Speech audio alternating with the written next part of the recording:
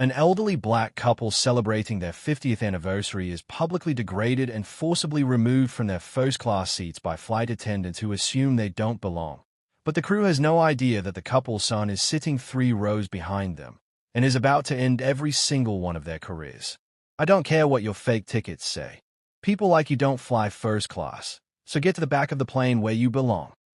The head flight attendant's voice cut through the cabin like a whip, and she grabbed 72-year-old Dorothy Harrison's arm hard enough to leave marks, yanking the fragile woman halfway out of her seat while her husband tried desperately to shield her. Dorothy's hands trembled as tears welled in her eyes, her body going rigid with the kind of fear and humiliation that comes from a lifetime of being told she wasn't good enough, wasn't welcome, didn't belong.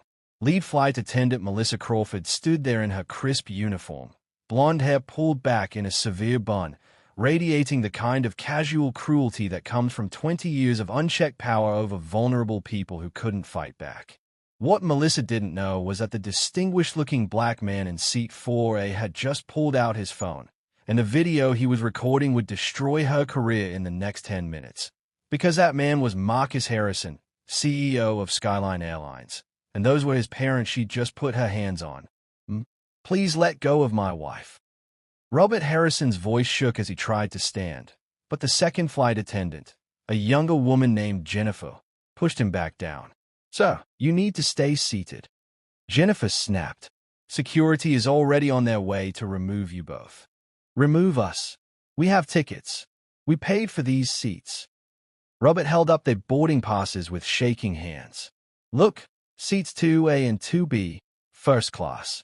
My son bought them for our anniversary. Melissa snatched the boarding passes from his hands and barely glanced at them. These are obviously fraudulent. I've been flying for 20 years, and I can spot a fake ticket from a mile away. They are not fake. Dorothy's voice cracked. Our son purchased them last week.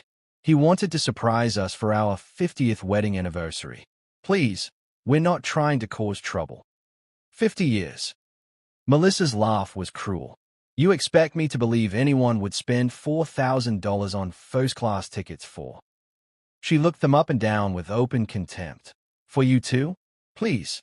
The cabin had gone completely silent. Every passenger was watching. Some were already recording on their phones.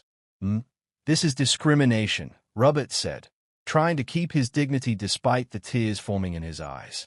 We've done nothing wrong. We're ticketed passengers in our assigned seats. Don't you dare play the race card with me. Melissa's voice rose. This has nothing to do with race and everything to do with fraud. You clearly don't belong in first class. Your clothes, your luggage, everything about you screams economy. Now, I'm giving you one last chance to move voluntarily before I have you arrested. Dorothy was crying openly now, and Robert pulled her close, his own body shaking with rage and helplessness. We're not moving, Robert said quietly. These are our seats. Melissa's eyes flashed. Jennifer, call airport police. Tell them we have 2 passengers refusing to comply with crew instructions and suspected of ticket fraud. But this was only the beginning. 3 rows behind the unfolding nightmare, Marcus Harrison sat frozen in his seat. He'd been reviewing documents on his tablet, exhausted from a week of back-to-back board meetings, looking forward to a quiet flight home to Charlotte. He'd chosen to fly commercial instead of taking the company jet specifically because he wanted to see how his airline was really operating at the ground level. Now he was watching his own flight crew terrorize his parents. His elderly parents, who'd raised him in a 2-bedroom apartment in South Atlanta. Who'd worked 3 jobs between them to send him to college. Who'd sacrificed everything so he could build the career that eventually led to him becoming CEO of one of America's largest airlines. Marcus's hand tightened around his phone. He'd been recording since Melissa first raised her voice. He had everything on video, the grabbing, the insults, the blatant profiling.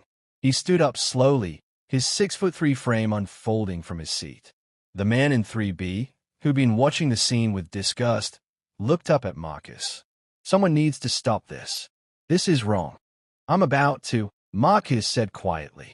He walked up the aisle toward first class, his expression calm but his eyes burning with barely controlled fury. Melissa had her back to him, her phone pressed to her ear. Yes, Gate 47, Delta Flight 1428. We need 2 passengers removed for Melissa. The single word cut through her sentence like a knife. Melissa spun around, her expression shifting from annoyance to confusion when she saw Marcus, a black man in an expensive suit, clearly a first-class passenger himself. "Sir, I need you to return to your seat. This is a crew matter." "My name is Marcus Harrison," he said, his voice low and controlled. "And you have exactly 10 seconds to take your hands off my mother and explain to me why you're assaulting my parents." The blood drained from Melissa's face. Your mother." Did I stutter? Marcus's voice dropped to a deadly calm. "You grabbed my 72-year-old mother hard enough to bruise her. You accused my parents of fraud. You called security to have them arrested. And you did it all while they were sitting in seats that I personally purchased for them as an anniversary gift." Jennifer, the second flight attendant, had gone pale. "Mr. Harrison, we didn't know." "You didn't know they were my parents? So you're saying if there were someone else's parents, this would be acceptable?" Marcus's gaze could have melted steel. "You're making this worse." Melissa tried to recover. "Sir, Mr. Harrison, I apologize for the misunderstanding, but we received a fraud alert on these tickets." "Show me the alert." What?" "Show me the fraud alert. Pull it up on your tablet right now." Melissa's hands fumbled with her device. She scrolled, searched, scrolled again. Her face went from white to green. There's no alert showing now, but I could have sworn." "You could have sworn nothing." Marcus cut her off. "You saw 2 elderly black passengers in first class and made an assumption. You didn't check the system. You didn't verify their tickets. You didn't follow any protocol. You just decided they didn't belong and started the process of humiliating and removing them." If only she knew what was coming next. Dorothy had stopped crying, but she was shaking. Robert had his arm around her, trying to be strong, but Marcus could see the devastation in his father's eyes. This was supposed to be a special trip. Marcus had surprised them with tickets to Charlotte to visit their grandchildren. First-class seats, a nice hotel, a celebration dinner. He'd wanted to give them something beautiful after a lifetime of struggle. Instead, they'd been terrorized. "Mom, Dad, are you okay?" Marcus knelt beside his mother's seat, his voice gentle now. "Baby, we're fine," Dorothy whispered, but her voice was thick with tears. "We didn't mean to cause trouble." "You didn't cause anything," Marcus said firmly. "This is not your fault. Do you understand me? None of this is your fault." He stood and turned back to Melissa and Jennifer. "Both of you are suspended, effective immediately. You'll deplane right now and report to the Atlanta airport manager's office." Melissa's mouth fell open. "You can't suspend us. You're not. You don't have the authority." "I'm the CEO of Skyline Airlines," Marcus said, his voice cutting through her protest. "This is my company. This is my plane. And those are my parents you just assaulted. So yes, I absolutely have the authority. Now get off this aircraft before I have you arrested for assault and battery." The cabin erupted in shocked murmurs. Jennifer started crying. "Please, Mr. Harrison, I have student loans. I need this job." "You should have thought about that before you put your hands on a passenger." Marcus's voice was ice. "Both of you.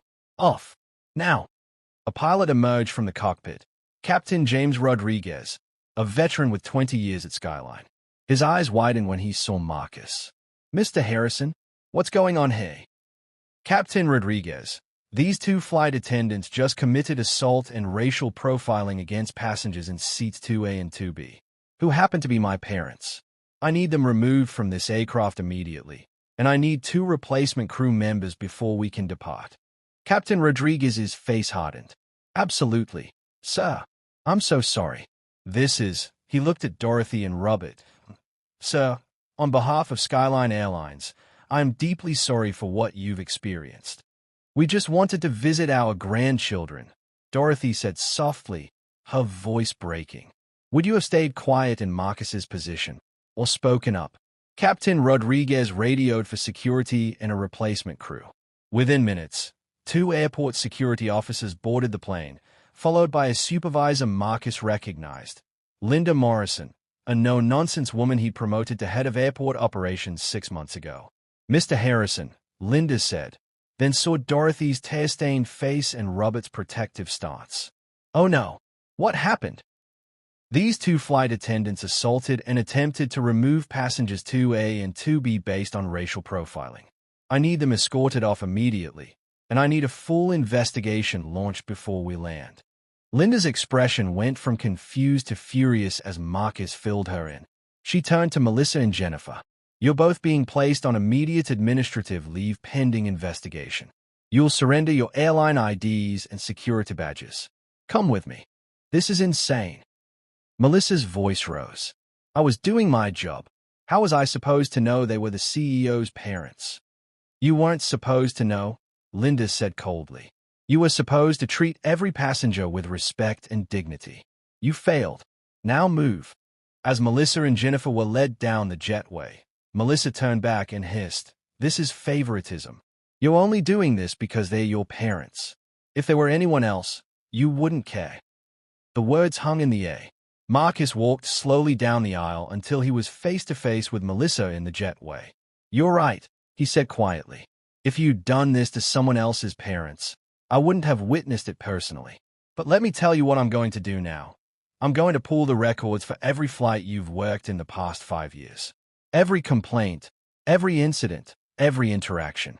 And I'm going to find out how many other families you've terrorized, how many other elderly couples, how many single mothers, how many young professionals you've profiled and humiliated." Melissa's face went white. "And when I find them, and I will find them, I'm going to reach out personally. I'm going to apologize to them on behalf of Skyline Airlines. And I'm going to make sure they know that what happened to them was wrong and that the person who did it faced consequences. You can't. I can. I will. And you're going to issue chosen kindness instead of cruelty." What she didn't know was what the investigation would uncover.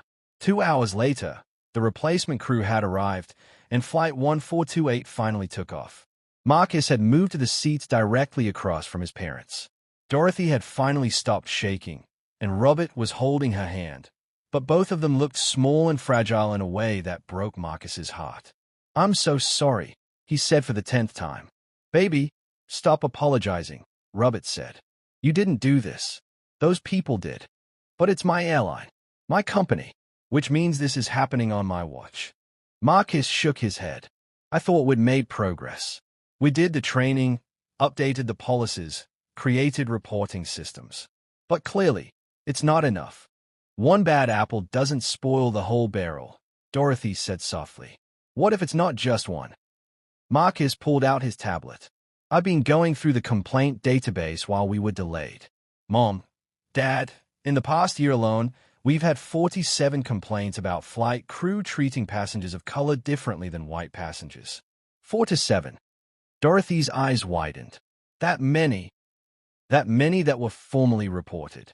How many people experienced something but didn't report it because they figured nothing would happen? How many people like you just wanted to get to their destination without causing trouble? "Most people," Robert said quietly. "That's what we do, Marcus. We swallow it and move on, because fighting back is exhausting, and most of the time, it doesn't change anything." "It's going to change now," Marcus said. His phone buzzed. A text from Linda Morrison. "You need to see this. Sending file now." Marcus opened the attachment. It was a personnel file, Melissa Crawford's file. His eyes widened as he read. "What is it?" Robert asked. "Melissa has been with the airline for 18 years. In that time, she's been named in 23 formal complaints. 23, all from passengers of color, and all of them were dismissed as misunderstandings or personality conflicts." Dorothy gasped. 23 people complained and nothing was done. Not just nothing. She was promoted 3 times. She's the lead flight attendant on international routes, our most prestigious assignments. Marcus felt sick. "We rewarded her despite a clear pattern of discrimination." Another text from Linda. "It gets worse. Jennifer Davis has 11 complaints. Same pattern. Both of them have been protected by their supervisor, Regional Flight Services Manager Carol Bennett." Marcus's jaw tightened. "I need to make a call." He dialed his general counsel, Patricia Lee. Marcus, I heard about what happened. I'm so sorry. Are your parents okay? Shaken but safe. Patricia, I need you to do something for me. I need a complete audit of every complaint filed against flight crew in the past 10 years. I want to know how many were dismissed, who dismissed them, and whether there's a pattern. That's going to be thousands of complaints. I don't care. Hire a team if you need to. I want results in 2 weeks. Marcus, this could open the company up to massive liability. Good. If we've been enabling discrimination, we deserve the liability. And Patricia, I want a full review of every manager who dismissed these complaints, starting with Carol Bennett. After he hung up, Robert looked at his son with pride. You're really going to burn it all down, aren't you? If that's what it takes to make it right. But here's the part that changed everything. When they landed in Charlotte, Marcus was met at the gate by his VP of Communications, David Park, and a woman Marcus didn't recognize. Mr. Harrison, this is Attorney Janice Williams, David said. She represents a class of passengers who've filed discrimination complaints against Skyline over the past 8 years. Marcus shook her hand. How many passengers? 8 to 7, Janice said. We were planning to file a class action lawsuit next month. But when we heard about what happened to your parents today and how you responded, I wanted to reach out personally. Why? Because in 8 years of dealing with Skyline's legal team, I've never seen anyone in leadership actually care. They stonewall, they settle with NDAs, they make the problems disappear. But you didn't do that. You suspended the crew publicly. You started an investigation. You're pulling records. Janice's eyes were sharp. The question is, are you doing it because it's your parents, or because it's the right thing to do? Both, Marcus said honestly. Seeing it happen to my parents made it personal. But knowing it's been happening to dozens of other families makes it my responsibility. Then I have a proposal. Instead of a lawsuit, let us work with you. Let my clients be part of the solution. Help you redesign training, policies, complaint processes. Make sure real change happens. Marcus didn't hesitate.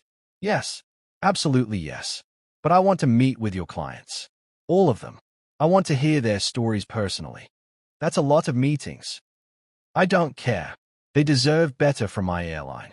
The least I can do is look them in the eye and apologize. Janice smiled. Then we have a deal. As she walked away, David pulled Marcus aside. Boss, there's something else. The video of what happened to your parents. It's already viral. 15 million views and counting. The press is going crazy. We're trending on Twitter. And not in a good way. Marcus pulled out his phone. Sure enough, #Skyline Shame was trending nationwide. The comments were brutal. Elderly black couple humiliated on at Skyline Air flight. This is disgusting. The way that flight attendant grabbed that woman made me sick. Fire her. I'm never flying Skyline again. Boycott until they fix this. Shout out to the CEO for defending his parents. But where was this energy for the other 87 people who complained? That last comment hit Marcus like a punch to the gut. David, I need to make a statement. Tonight. Full transparency. Marcus, legal is going to advise against that. I don't care what legal says. People deserve the truth. 6 hours later, Marcus stood in front of cameras at a press conference in Skyline's Charlotte headquarters. His parents were in the front row, along with Janice Williams and 3 of her clients who'd agreed to be present. Good evening, Marcus began. My name is Marcus Harrison, CEO of Skyline Airlines. This afternoon, 2 of my flight attendants racially profiled, assaulted, and attempted to forcibly remove 2 passengers from their first-class seats. Those passengers were my parents, Robert and Dorothy Harrison, who were celebrating their 50th wedding anniversary. He paused. The flight attendants involved have been suspended and will be terminated. But that's not enough. Because what happened to my parents isn't an isolated incident. It's part of a pattern that has been allowed to continue for far too long. Marcus detailed the statistics, the complaints, the dismissals, the lack of accountability. I'm announcing today a complete overhaul of how Skyline handles discrimination complaints. Effective immediately, every complaint will be investigated by an independent third party, not internal HR. Every crew member will undergo mandatory anti-bias training, and failure to complete it will result in termination. And I'm creating a passenger advocacy board made up of people who've experienced discrimination to advise on our policies and hold us accountable. A reporter raised her hand. Mr. Harrison, critics say you're only doing this because your own parents were affected. What do you say to that? I say they're partially right, Marcus admitted. Seeing my parents humiliated made me understand, viscerally, what other families have experienced. And it made me ashamed that I didn't see it sooner, didn't act sooner, didn't make this a priority sooner. But I'm seeing it now, and I'm acting now, and I'm committing publicly that this will not happen again on my airline. What about the employees who dismissed all those complaints? Another reporter asked. They are being reviewed. Anyone who protected discriminatory behavior will face consequences up to and including termination, even if that includes senior leadership. Especially if it includes senior leadership. And just when things seemed calm, Marcus discovered something that would shake the entire company. The investigation took 3 weeks. What they found was worse than Marcus had imagined. The audit revealed that Regional Flight Services manager Carol Bennett had systematically protected Melissa Crawford and 10 other flight attendants with similar complaint patterns. She dismissed complaints, intimidated passengers who tried to escalate, and even retaliated against crew members who reported their colleagues' discriminatory behavior. But Carol wasn't acting alone. She was being protected by VP of Flight Operations, Richard Chambers, who'd been with Skyline for 30 years and was one of the most powerful executives in the company. Marcus called an emergency board meeting. We have a choice, he told the board. We can handle this quietly, force some retirements, settle some lawsuits, hope it goes away. Or we can do this publicly and transparently, even though it's going to hurt. The board chair, Eleanor Martinez, shook her head. Marcus, if we fire Richard Chambers publicly, we're admitting that discrimination went all the way to the C-suite. Our stock will tank. We'll face massive lawsuits. We're going to face massive lawsuits anyway, Marcus said. The question is, do we face them with integrity or with cover-ups?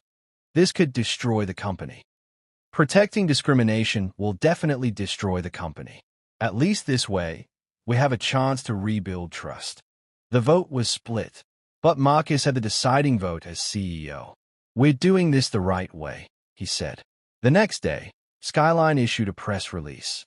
Following a comprehensive investigation, Skyline Airlines has terminated Regional Flight Services manager Carol Bennett and VP of Flight Operations Richard Chambers for systematically dismissing discrimination complaints and retaliating against employees who reported misconduct. Additionally, 12 flight attendants with documented patterns of discriminatory behavior have been terminated. CEO Marcus Harrison states, "We failed our passengers and our employees. We're taking accountability and rebuilding from the ground up." The stock dropped 12% in one day. But something unexpected happened. Passengers started coming forward. Not to complain, but to praise. I never reported what happened to me because I figured nothing would happen.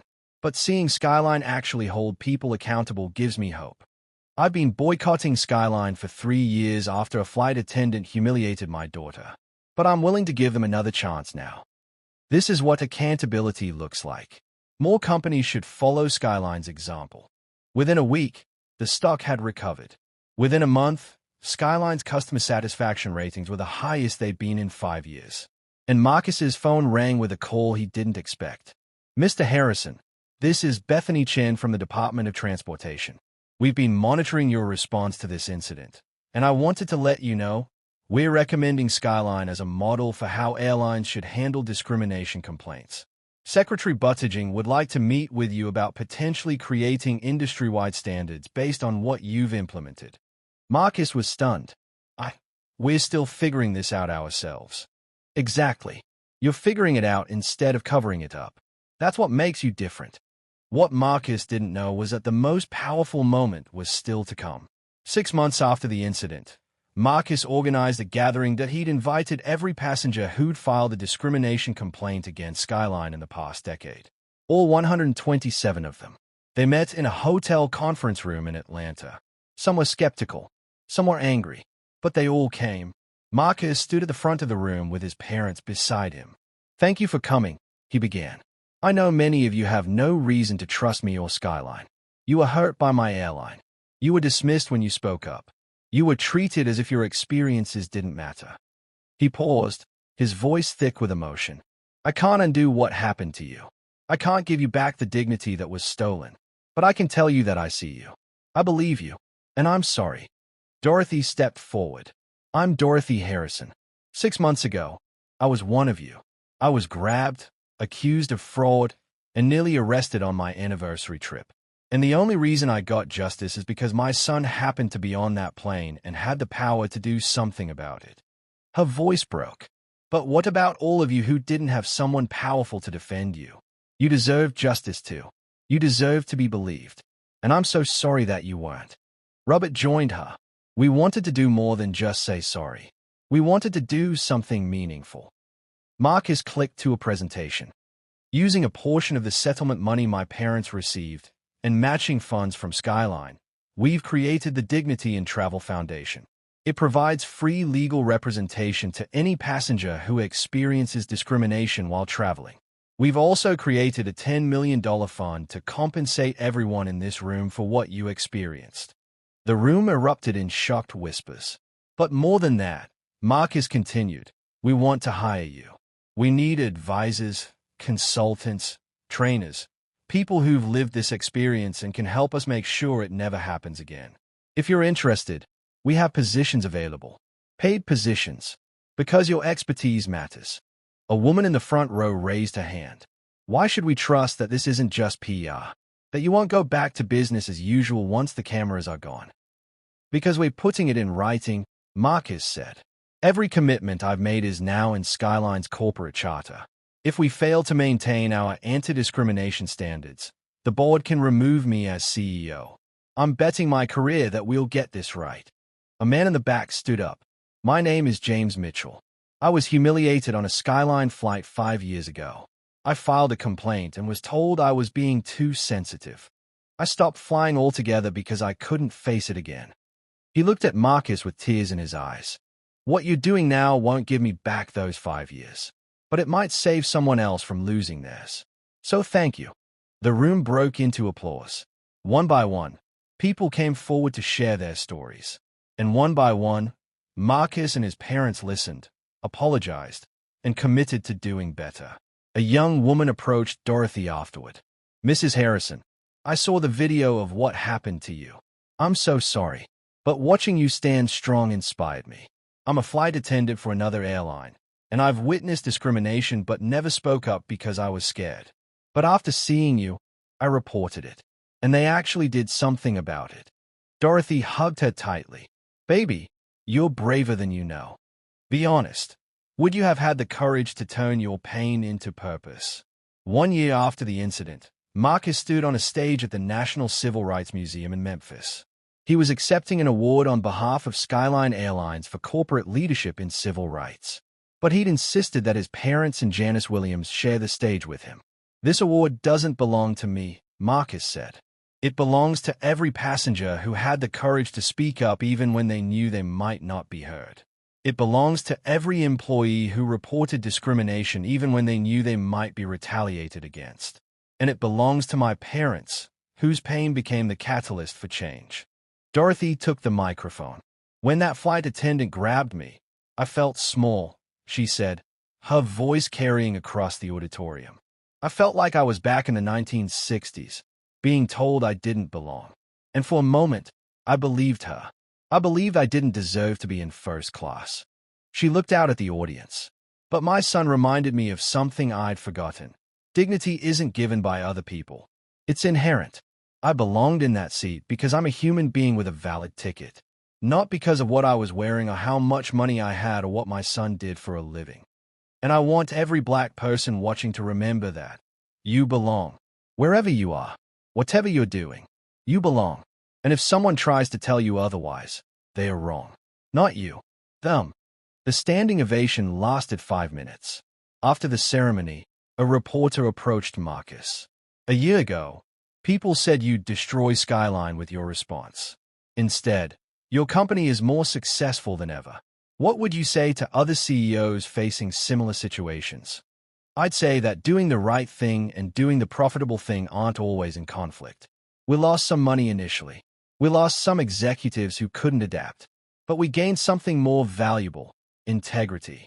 And passengers notice. Employees notice. The market notices. What about Melissa Crawford, the flight attendant who started all this? Marcus's expression sobered. She was fired. She tried to sue for wrongful termination, but the case was dismissed. Last I heard, she'd moved to another state and was working retail. Do you feel bad for her? I feel bad that she wasted 20 years of her career on hate instead of service. I feel bad that she hurt so many people. But do I regret holding her accountable? Not for a second. And the other flight attendants who were fired? Same answer. They made choices. Choices have consequences. And part of being a leader is enforcing those consequences, even when it's hard.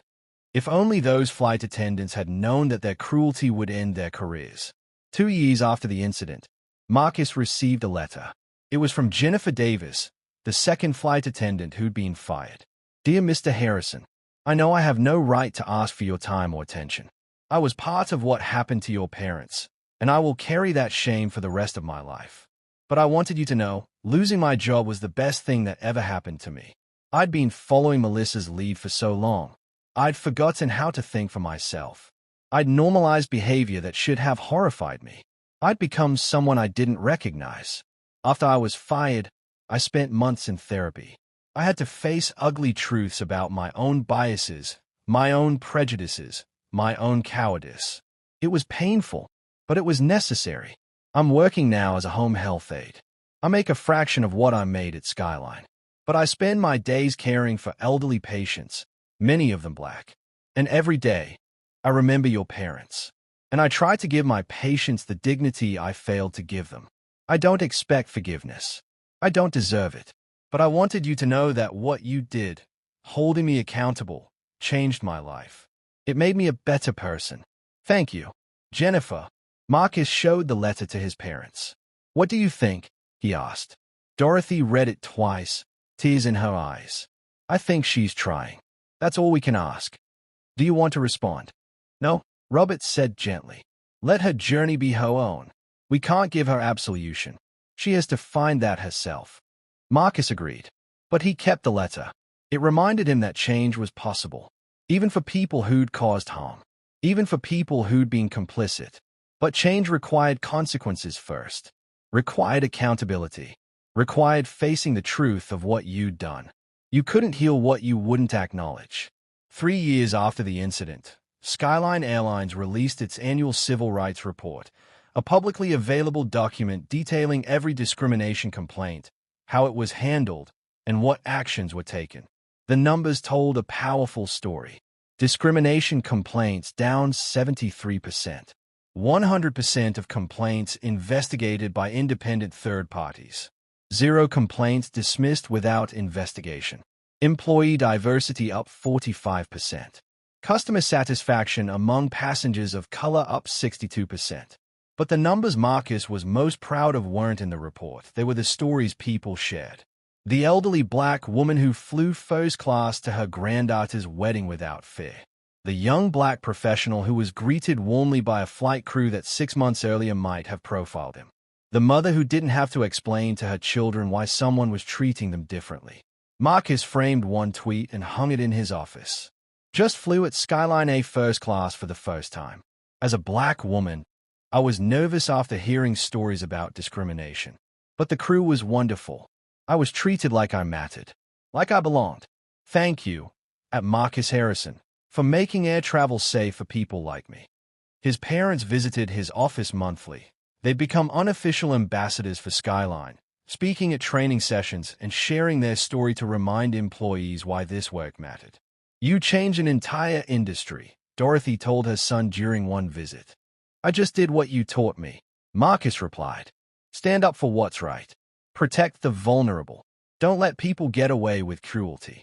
We're proud of you, son. I'm proud of you. You could have stayed quiet, could have accepted the settlement and moved on, but you chose to be part of the solution. Robert smiled. We're Harrisons. We don't back down from a fight. As his parents left, Marcus looked at the wall of photos in his office, images from the past 3 years of transformation. The training sessions, the town halls, the passenger advisory board meetings. But his favorite photo was from that first flight, after Melissa and Jennifer had been removed. It showed Marcus sitting between his parents, all 3 of them holding hands. Dorothy's face still showed tear tracks, but she was smiling. Robert looked proud, and Marcus looked determined. That photo reminded him why he did this work. Not for awards or accolades or good PR, but for the simple, radical idea that every person deserved dignity, especially the ones who'd spent their whole lives being told they didn't. On their 53rd wedding anniversary, Robert and Dorothy Harrison boarded a Skyline flight to Paris. First class, of course. The crew recognized them immediately. "Mr. and Mrs. Harrison, it's an honor to have you flying with us," the lead flight attendant, a young black woman named Tasha, said warmly. "We've heard so much about you. You're legends in our training program." Dorothy laughed. "Legends? We're just 2 old people who wanted to visit our grandkids." "You're so much more than that," Tasha said. "You're the reason I feel safe doing this job. You're the reason our policies changed. You're the reason passengers like me don't have to be afraid." She showed them to their seats, 2A and 2B, the same seats where their nightmare had begun 3 years earlier.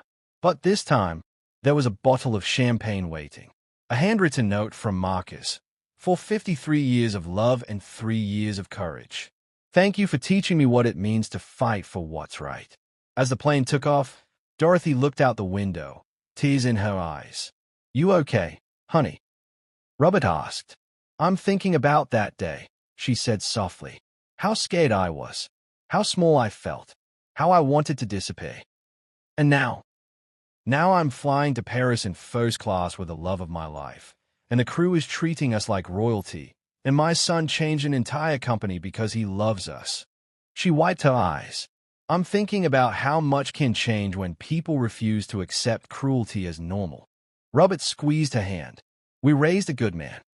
We raised a man who knew that power without compassion is tyranny, that success without integrity is failure, that standing up for your parents isn't just love, it's justice." Halfway through the flight, Tasha came by to check on them. "Mrs. Harrison, can I ask you something personal?" "Of course, honey." "When that flight attendant grabbed you, how did you stay so calm? If it were me, I think I would have fallen apart."